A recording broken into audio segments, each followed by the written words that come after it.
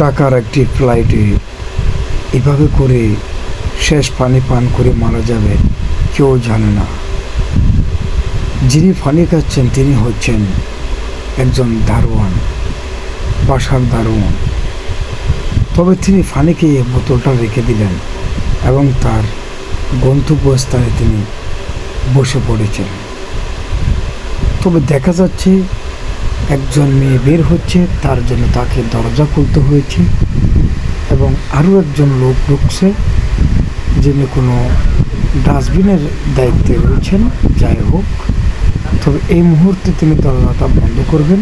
বন্ধ করার পরেই অসতর্কতা এবং তিনি নিজে ড্রাইভিং নয় এবং এই মানুষটি একেবারে সরাসরি গাড়ির মালিকই মানুষটাকে একেবারে নিয়ে ট্রেনে হিস্ট্রে গাড়ি নিয়ে একেবারে জায়গাটি মারা গেছে স্পটে। তবে নিউজে যেটা দেখলাম আসলে সেটা সত্যি না, তিনি স্পটে মারা গিয়েছেন। তবে যতটুকু প্রত্যক্ষদর্শী থেকে এটার প্রমাণ পাওয়া গেছে যে এই ইঞ্জিনিয়ার সাহেব ঘন ঘন ড্রাইভার বদলায়, অর্থাৎ বুঝতে গেলে তিনি একজন কৃপণ জাতের মানুষ এবং একটু কুসা টাইপের মানুষ, যার কারণে তার কাছে কোনো ড্রাইভার থাকে না এবং তিনি নিজেই ড্রাইভ করার জন্য চেষ্টা করছে যে ড্রাইভার এত টাকা কেমনে নেয়, আমি টাকাটা বাঁচাতে পারি, আমাকে ড্রাইভিং শিখতে হবে। আসলে তিনি ড্রাইভারও না এবং একজন গাড়ির মালিক ইঞ্জিনিয়ার।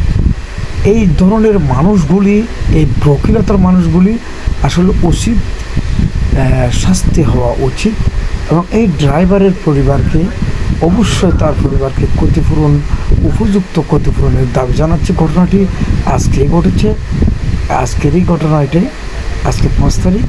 তবে আমরা খুবই দুঃখজনক এই ঘটনার জন্য। আপনারা রিফ্লেক্স দেখতে পাচ্ছেন আবার কীভাবে তাকে একেবারে নিয়ে গিয়েছে।